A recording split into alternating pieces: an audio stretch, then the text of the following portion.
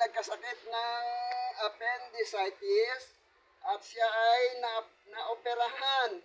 Yun po ang tinatawag na unang-unang cesarean. Kaya po sa panahon natin ngayon, nauuso po yung cesarean. Pag may naoperahan, tinatawag cesarean. Yan po, nagmula po sa Julius Caesar. Tapos, ang ikalawang witness ng kabanalan ni Jesus Christ, kaganapan na kabanalan, ito po si Hukom na Poncio Pilato. Yung po, dahil sa hindi niya matanggap na siya'y naghusga dito kay Jesus Christ, naghugas pa siya ng kamay na wala daw po siyang kasalanan. Yan, o si Poncio Pilato. So, ang panahon po ay, nung panahon na yon, wala po talagang video. Ito po yung Julius Caesar na gobernador, yun lang po ang may larawan. Yung larawan niya ay nakalagay o nakaukit dun sa pera na ginagamit noon sa pagbabayad ng buwis. Yun po, may larawan po si Julius Caesar. Ngayon, nabanggit po yan sa Bible, nagtatanong ang mga nagbabayad ng tax. Ang napagtanong nga si Jesus Christ, kanino po ba dapat magbayad tayo ng buwis? Tapos, ang naging sagot ni Jesus Christ, kanino po ba galing ang pera na ito? Ito po ang larawan. Kanino po bang larawan ang nasa pera? Ang sagot ng mga magbabayad ng buwis, si Caesar po yan. So, ang sagot ni Jesus Christ, kung ganon, sa kanya kayo magbayad ng buwis. Ang kay Caesar ay kay Caesar. Yun po. Inano lang natin, pinagbalikan po natin yung mga nakaraan na kapanahunan ng kabanalan. Ngayon po, sarado na po ang istorya na yon. Dahil ngayon ay panibagong panahon na natin. Dahil ang kalendar noon ay ang lumang kalendaryo na ginagamit pa ng mga Chinese, yung ginagamit ng Chinese national, yun pa po, sinusunod pa po nila yon. Katunayan, ang bagong taon natin ay nakahiwalay sa calendar natin ngayon. Iba po ang bagong New Year, ang New Year ng Chinese National ay iba po. Bukod po ang New Year nila. Iba po rin ang New Year natin. So, nagsimula po tayo ng maiba ang calendar natin. Ito po nung pagkawala na po ni Jesus Christ. Kaya, ang kauna-unahan na Santo Papa na tumaguyod at nagpapaliwanag sa mga tao ay si Apostol Pedro. Ito po yung tunay na Apostol Pedro. Na ngayon ay siya po ay si Saint Peter. Naging santo na po siya. Sa mga Santo Papa po, dalawa lang po ang talagang Santo Papa natin. Yan po si Saint Peter at saka si Saint John Paul II.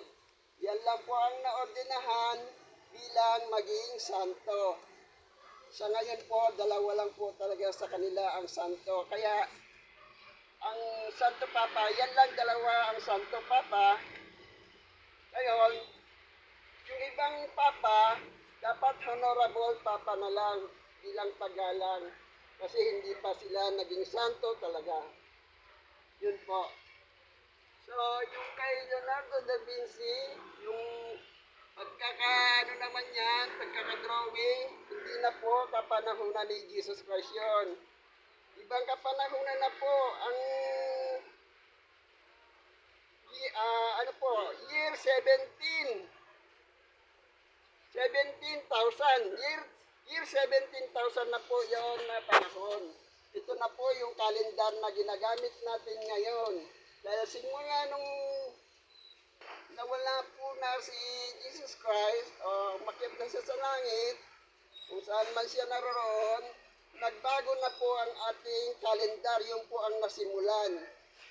Na ito pong si Santo Papa na si Saint Peter, yan ang unang Santo Papa ng relihiyon na Katoliko. Yun po. Kaya nga po, kung ano pong mga pagbabago or mga problemang ipinupukol o inaano sa reliyon, kumbaga dinidiscourage nila, wala pong kinalaman ang relihiyong Katoliko. Dahil ang mga kaganapan, ang pagkakapinta ay lampas na po doon sa panahon ni Jesus Christ. Ngayon po ay bagong panahon na po to. Ang kalendar ay ginagamit natin, bagong kalendar na po to. So, sa panahon po yon, year 17,000, ito na po, naiguhit na ni Leonardo da Vinci ang The Last Supper. Yan po. Tapos, kaya nga po, nagkaroon tayo ng mga ukit na inukit ng mga tao na mga sinasabi nila, mga santo, mga yan po ang inukit nila, yung ganito. So, ang kinopyahan din po yun ay ang drawing ni Leonardo da Vinci. Yung mga naglililok dati, yun ang nag-ukit ng mga santo-santo. Nagkaroon tayo ng mga santo. Yun po, dinisplay sa simbahan.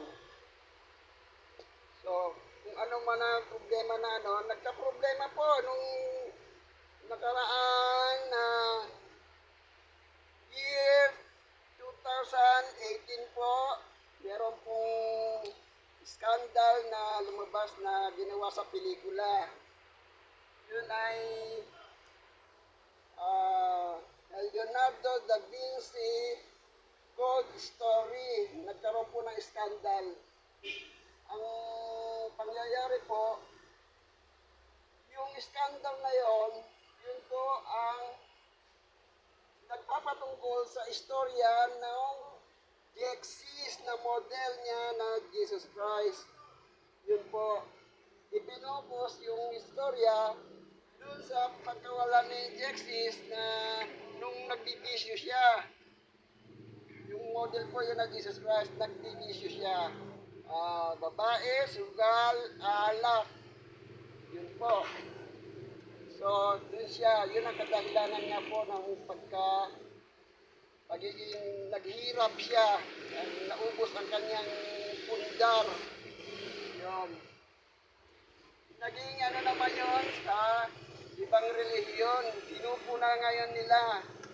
Ngayon, sa pagbabatikos, nadadamay po ang ibang relihiyon. So, ginawa ko pong ibinlag ko po ang istoryang ito dahil sa kadahilanan sana ay huwag na nating husgahan ang ibang relihiyon na sa dahilan lang sa maliit na kadahilanan lang. Ito lang po ang dahilan nun eh.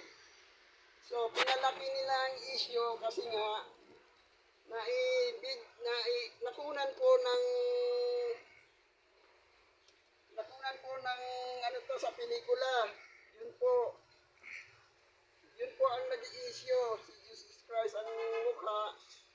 Pero sa totoo lang po, si Jexis yun po ang modelo ni yun po ang inilalarawan na modelo ni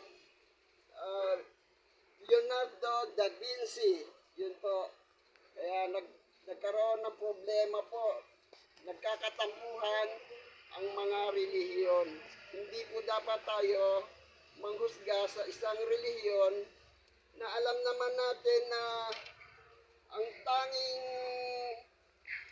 layunin ng relihiyon ay mailigtas lang ang ating mga kaluluwa. Parang ano po yun, parang mga school o paaralan. So, tayo ay parang pumapasok tayo sa relihiyon or parang paaralan, no? Yun po ang paliwanag doon. Parang paaralan ang pinapasukan natin, itong mga relihiyon na to. Iba't ibang relihiyon, maraming paaralan ang ibig ko sabihin na pagka na tayo nag-graduate, once na pumanaw tayo sa mundo, wala tayong problema na walang problema na isusumbat sa atin ng kapwa natin tao. Mapayapa tayong papanaw sa mundo na walang sumbat na isusumbat sa atin, sa ating kaluluwa. Ganyan po ang ano ng relihiyon. Ang hiling ko lang po sa mga relihiyon, magpakatatag po kayo, at ang iba namang relihiyon dapat ay wala nang isusumbat kung ano pa man sa wala nang mga problemang, kumbaga, huwag na magsisilipan. Yung mga anumang problema na ganito, ganon, pare-pareho po ang layunin ng mga relihiyon. Parang school lang po yun. Opo. Kasi kung saan ay hinuhubog ang ating pagkatao at kaluluwa. Para pagpanaw natin, kumbaga sa school, pag-graduate natin, maayos tayong makakagraduate. Yung kaluluwa natin ay walang sumbat na maririnig mula sa mga tao. Yan po. Maraming salamat. Ito po ang inyong new vlogger, si Rolando Molo, Peace on Earth. Thank you po.